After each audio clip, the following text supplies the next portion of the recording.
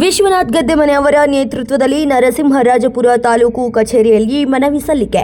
ಶನಿವಾರ ನರಸಿಂಹರಾಜಪುರ ತಾಲೂಕು ಕಚೇರಿಯಲ್ಲಿ ರೈತ ಒಕ್ಕೂಟ ಶೃಂಗೇರಿ ಕ್ಷೇತ್ರದ ಅಧ್ಯಕ್ಷರಾದ ವಿಶ್ವನಾಥ್ ಗದ್ದೆಮನೆ ಅವರ ನೇತೃತ್ವದಲ್ಲಿ ರೈತರ ಸಮಸ್ಯೆಗಳನ್ನು ಕಾನೂನಾತ್ಮಕವಾಗಿ ಬಗೆಹರಿಸಲು ಅಗತ್ಯವಿರುವ ದಾಖಲೆಗಳನ್ನು ಪಡೆಯಲು ತಾಲೂಕು ಕಚೇರಿಯಲ್ಲಿ ಮನವಿ ಸಲ್ಲಿಕೆ ಮಾಡಿದ್ರು. ಈ ಹಿಂದೆಯೂ ಕೂಡ ಹಲವು ಬಾರಿ ಮನವಿ ಮಾಡಿದ್ರೂ ಪೂರಕ ಸ್ಪಂದನೆ ಸಿಕ್ಕಿಲ್ಲ. ಈ ಹಿನ್ನೆಲೆಯಲ್ಲಿ ಪುನಃ ಮನವಿ ಸಲ್ಲಿಸಿ ಆಡಳಿತ ವ್ಯವಸ್ಥೆ ವಿರುದ್ಧ ವಿಶ್ವನಾಥ್ ಗದ್ದೆಮನೆ ಅವರು ಆಕ್ರೋಶ ವ್ಯಕ್ತಪಡಿಸಿದರು. ಈ ಸಂದರ್ಭದಲ್ಲಿ ಶೃಂಗೇರಿ ಕ್ಷೇತ್ರದ ರೈತ ಒಕ್ಕೂಟದ ಪದಾಧಿಕಾರಿಗಳು ಉಪಸ್ಥಿತರಿದ್ದರು. ಎಲ್ಲರಿಗೂ ನಮಸ್ಕಾರ. ಇವತ್ತಿನ ದಿನ ನಮ್ಮ ಶೃಂಗೇರಿ ಕ್ಷೇತ್ರ ರೈತ ಒಕ್ಕೂಟದಿಂದ ನಾವು ನರಸಿಂಹರಾಜಪುರ ತಾಲೂಕು ಕಚೇರಿಗೆ ಒಂದು ಮನವಿಯನ್ನು ಸಲ್ಲಿಸಬೇಕಂತ ಹೇಳಿ ಇಲ್ಲಿ ನಾವೆಲ್ಲರೂ ಸೇರಿದ್ದೀವಿ. ಮನವಿ ಏನಂತ ಹೇಳಿದ್ರೆ, ನಮಗೆ ಈ ರೈತ ಒಕ್ಕೂಟದ ಮುಂದಿನ ಹೋರಾಟಕ್ಕೆ ಮತ್ತು ರೈತರಿಗೆ ಆಗ್ತಿರೋಂತಹ ಸಮಸ್ಯೆಗಳ ಬಗ್ಗೆ ತಾಲೂಕು ದಂಡಾಧಿಕಾರಿಗಳು ನಮ್ಮ ಏನು ರೈತರಿಗೆ ಬೇಕಾದಂಥ ಏನು ಸೆಕ್ಷನ್ 17 ಮತ್ತು ಸೆಕ್ಷನ್ 4 ಮತ್ತು ಗೋಮಾಳದ ಬಗ್ಗೆ ಏನು ನಮ್ಮಲ್ಲಿ ತಕರಾರಿದೆ ಮತ್ತು ಅದರಲ್ಲಿ ಕನ್ಫ್ಯೂಷನ್ ಇದೆ, ಅದಕ್ಕೆ ಸಂಬಂಧಪಟ್ಟಿದ ದಾಖಲಾತಿಗಳನ್ನು ಶೀಘ್ರದಲ್ಲೇ ನಮಗೆ ಕೊಡಬೇಕು. ಆಮೇಲೆ ಎಷ್ಟು ಗೋಮಾಳ ಮತ್ತೆ ರಿಸರ್ವ್ ಆಗಿದೆ, ಆಮೇಲೆ ಸೆಕ್ಷನ್ 4 ಅಲ್ಲಿ ಏನು ಘೋಷಣೆ ಆಗಿದೆ ಅದು ಸೆಕ್ಷನ್ 17 ಕಳಿಸುವಾಗ ಅದ್ರ ಬಗ್ಗೆ ಜಾಸ್ತಿಯಾಗಿ ಸೇರಿಸಿ ಕಳಿಸಿದ್ದಾರೆ, ಅದ್ರ ಬಗ್ಗೆ ಮಾಹಿತಿ ಬೇಕು.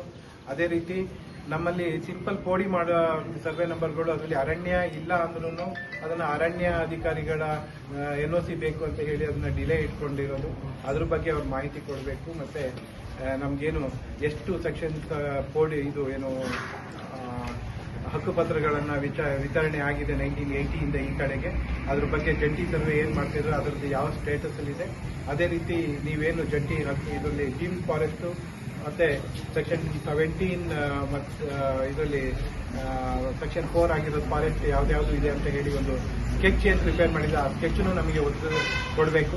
ಅದರಿಂದ ನಾವು ನಮ್ಮಲ್ಲಿ ಯಾವ್ದು ಗೋಮಾಳದಲ್ಲಿ ಇದ್ದೂ ಡೀಮ್ ಫಾರೆಸ್ಟ್ ಅಂತ ಸೇರಿದೆ ಅದ್ರ ಬಗ್ಗೆ ತಕರಾರು ಸಲ್ಲಿಸಲಿಕ್ಕೆ ನಮ್ಗೆ ಅವಕಾಶ ಮಾಡಿಕೊಡಬೇಕು.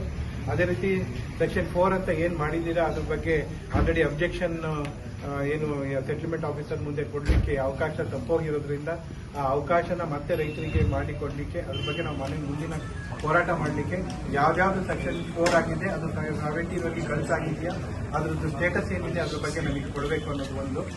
ಅದೇ ರೀತಿ ನಮ್ಮಲ್ಲಿ ಈಗ 1952 ಅಲ್ಲಿ ಏನು ಭದ್ರಾ ಡ್ಯಾಮ್ ಅಂತ ಹೇಳಿ ಅಣೆಕಟ್ಟೆ ಏನು ಇದು ಮಾಡಿದ್ರು, ಅಣೆಕಟ್ಟಿಂದ ಹಿನ್ನೀರಿನಿಂದ ಎಷ್ಟೊಂದು ಲಕ್ಷ ಸುಮಾರು ಹಳ್ಳಿಗಳು ಮುಳುಗಡೆಯಾಗಿ ಜನ ಎಲ್ಲ ವಸತಿ ಮತ್ತೆ ಏನು ಗ್ರಾಂಟ್ ಮಾಡಿದಿರೋ ಜಮೀನುಗಳು ಇದುವರೆಗೆ ಕೆಲವರಿಗೆ ಗ್ರಾಂಟ್ಗಳು ಸಿಕ್ಕಿದೆ, ಪೋಡಿ ಆಗಿಲ್ಲ. ಆ ಪೋಡಿ ಆಗಲಿಕ್ಕೂ ಗ್ರಾಂಟಿಗೂ ಅರಣ್ಯ ಸಮಸ್ಯೆ ಇದೆ ಅಂತ ಹೇಳಿ ಅವರಿಗೆ ಏನು ಇದುವರೆಗೆ ಒಂದು ಪಾರ್ಟಿಷನ್ ಮಾಡಲಿಕ್ಕೂ ಆಗೋದಿಲ್ಲ, ಲೋನಿಗೆ ಹೋಗ್ಬೇಕಂದ್ರೂ ಆಗ್ತಾ ಇಲ್ಲ. ಆಮೇಲೆ ಏನು ಮುಳುಗಡೆ ಆಗಿದ್ದ ಸಂತ್ರಸ್ತರಿಗೆ ಇನ್ನೂ ಜಮೀನುಗಳು ಸಿಗದೆ ಇರೋದ್ರ ಬಗ್ಗೆ ನಮಗೆ ಅದರದ್ದು ಏನ್ ಸ್ಟೇಟಸ್ ಅಲ್ಲಿ ಇದೆ ಅದ್ರ ಬಗ್ಗೆ ನಿಮ್ಮ ಪರ್ವ್ಯೂ ಬರುತ್ತೋ ಅಥವಾ ಬೇರೆ ಬರುತ್ತೋ ನಾವು ಕೇಳಬೇಕಾಗಿರೋದು ತಹಸೀಲ್ದಾರ್ ಆಫೀಸಲ್ಲೇನೆ. ಅದ್ರ ಬಗ್ಗೆ ನಮಗೆ ಮಾಹಿತಿ ಒದಗಿಸಿಕೊಡ್ಬೇಕು. ಎಷ್ಟು ಜನ ಮುಳುಗಡೆ ಸಂತ್ರಸ್ತರಿದ್ದಾರೆ, ಅವರಿಗೆ ಯಾವ್ಯಾವ ತರ ಹಕ್ಕುಪತ್ರಗಳು ಕೊಟ್ಟಿದ್ದೀವಿ, ಇನ್ನು ಎಷ್ಟು ಜನಕ್ಕೆ ಕೊಡ್ಲಿಕ್ಕಿದೆ, ಆಮೇಲೆ ಇನ್ನು ಎಷ್ಟು ಜನಕ್ಕೆ ಕೊಟ್ಟವರಿಗೆ ಯಾವ ತರ ಪೋಡಿ ಆಗಿದೆ ಅದ್ರ ಬಗ್ಗೆ ಮಾಹಿತಿ ಒದಗಿಸಿಕೊಡ್ಬೇಕು. ಯಾಕಂತ ಹೇಳಿದ್ರೆ ನಾವು ಜಮೀನ್ ಬಿಟ್ಕೊಟ್ಟು ನೀರಲ್ಲಿ ಮುಳುಗಡೆ ಆಗಿ ದಾವಣಗೆರೆ ಮತ್ತೆ ಏನು ಚಿತ್ರದುರ್ಗ ಆ ಕಡೆ ಹೊಸದುರ್ಗ ಆ ಕಡೆ ಇದ್ದವರಿಗೆ ನೀರನ್ನ ಕೊಡ್ತೀವಿ, ಅಲ್ಲಿ ಸಮೃದ್ಧಿಯಾಗಿ ರೈತರುಗಳು ಜೀವನ ಮಾಡ್ತಾ ಇದ್ದಾರೆ. ನಾವು ಮುಳುಗಡೆಯಾಗಿ ನಮ್ಗಿನ್ನೂ 40-50 ವರ್ಷ ಆಯ್ತು, 60 ವರ್ಷನೇ ಆಗೋಯ್ತು. ನಾವು ಇದುವರೆಗೆ ಒಂದು ಏನು ಜಮೀನು ಅಲ್ಲಿ ಏನು ಹಕ್ಕುಪತ್ರ ಪಡೆಯೋಕ್ಕೂ ಆಗಿಲ್ಲ, ಅದ್ರ ಬಗ್ಗೆ ಪೋಡಿ ಮಾಡಿಸ್ಕೊಳ್ಲಿಕ್ಕೂ ಆಗ್ತಾ ಇಲ್ಲ, ಕೆಲವರಿಗೆ ಜಾಗನೇ ಸಿಕ್ಕಿಲ್ಲ. ಹಾಗಾಗಿ ಎಲ್ಲೋ ಒಂದ್ ಕಡೆ ಫಾರೆಸ್ಟ್ನರಿಂದ ಕಾಟ, ನೀವು ಜಾಗ ನಿಮ್ಮ ಹತ್ರ ಮಂಜೂರಾತಿ ಇಲ್ಲ, ನೀವು ಎದ್ದೋಗಿ ಅಂತ ಹೇಳಿ ಈಗ ಡೀಮ್ ಫಾರೆಸ್ಟ್ ಅಲ್ಲಿ ಸೇರಿದೆ, ಸೆಕ್ಷನ್ 4 ಅಲ್ಲಿ ಸೇರಿದೆ, ಮತ್ತೆ ಅದನ್ನ 17 ಮಾಡ್ತಾ ಇದ್ದಾರೆ. ಆ ತರದೆಲ್ಲ ಸಮಸ್ಯೆ ಇದೆ, ಅದ್ರ ಬಗ್ಗೆ ಮಾಹಿತಿ ಕೊಡಬೇಕು ನೀವು. ಹಾಗಾಗಿ ಆಮೇಲೆ ನಮ್ಮ ರೈತರದ ಕಡತಗಳು ಏನಿದೆ ಅಪ್ಲಿಕೇಶನ್ ಕೊಟ್ಟ ತಕ್ಷಣ ಯಾವುದೇ ಆಗಿರ್ಬೋದು ಅದನ್ನ ಅಲ್ಲಿ ಏನು ಟೈಮ್ ಲೈನ್ ಇರುತ್ತೆ, ಏನು ಗೈಡ್ ಲೈನ್ ಇರುತ್ತೆ, ನಿಮಗೆ ಎಷ್ಟು ದಿನದಲ್ಲಿ ಇತ್ಯರ್ಥ ಮಾಡಬೇಕು ಅನ್ನೋದ್ರ ಬಗ್ಗೆ ಯಾವುದೇ ತರದ ಇದನ್ನು ಆಮಿಷನ್ನು ಒಡ್ಡದಾನೆ ರೈತರ ಹತ್ರ ಎರಾಜ್ ಮಾಡ್ದಾನೆ ಅವರ ಕೆಲಸನೆಲ್ಲ ಮಾಡಿ ಕೊಡಬೇಕು ನೀವು ಅಂತ ಹೇಳಿ ನಾವು ಇವತ್ತು ಮನವಿ ಕೊಡೋಣ ಅಂತ ಹೇಳಿ ತಹಸೀಲ್ದಾರ್ ಆಫೀಸಿಗೆ ಬಂದಿದ್ದೀವಿ ಇವತ್ತು. ಸೊ ನಮಗೆ ಇದೇ ರೀತಿ ನಾವು ಏನು ಮಾಹಿತಿ ಕೇಳ್ತಾ ಇದ್ದೀವಿ ಅದನ್ನ ನಮ್ಗೆ ಅತಿ ಶೀಘ್ರದಲ್ಲಿ ಮಾಡಿ ಕೊಡ್ಬೇಕು ನೀವು. ಅದಕ್ಕೆ ನೀವು ಯಾವುದೇ ತರದ ಡಿಲೇ ಮಾಡಬಾರ್ದು.